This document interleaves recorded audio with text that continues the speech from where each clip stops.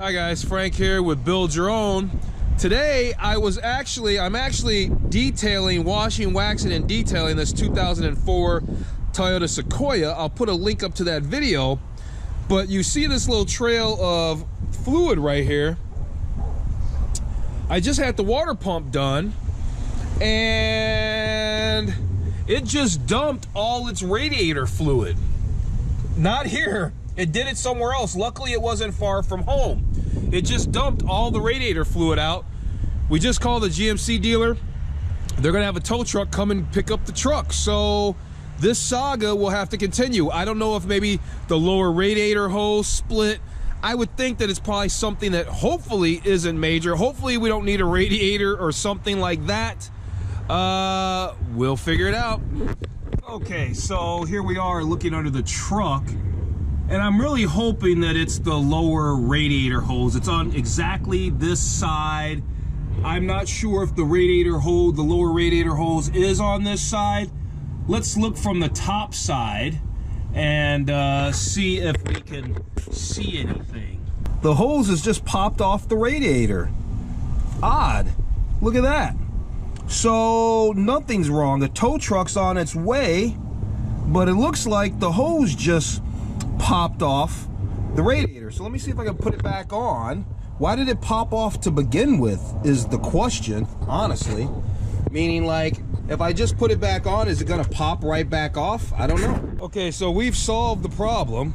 The problem is the radiator hose, the lower radiator hose, you might not be able to see, just popped off. So what I'm gonna do is I'm gonna get a different style radiator clamp, like that clamp that's right there. That's not the kind of clamp that's on the lower radiator hose. The kind of clamp that's on the radiator hose now is like this at the bottom.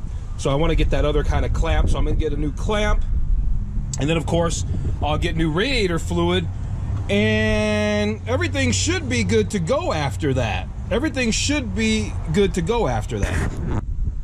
Okay, so I've got everything that I need to make this repair. I need some coolant.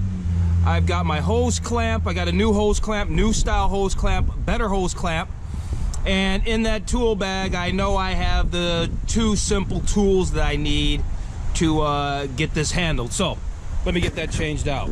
Okay, so I got that hose clamp off. There's the original hose clamp right there. It seems pretty strong. Maybe when the technician did the repair, maybe he just didn't put the hose all the way back on. There's not that much to clip onto from the radiator. It's not broken or anything. There's just not much to clip onto. So it's got to be very positive. So I'll wipe that off, make sure it's all dry and everything, and then I'll put this new hose clamp on and fill it back up with coolant, and that should do it. Okay, the repair has been made. I put that new style hose clamp on, radiator hose clamp, and it's tightened down nice and tight. Not too tight, but it's tightened down nice and tight.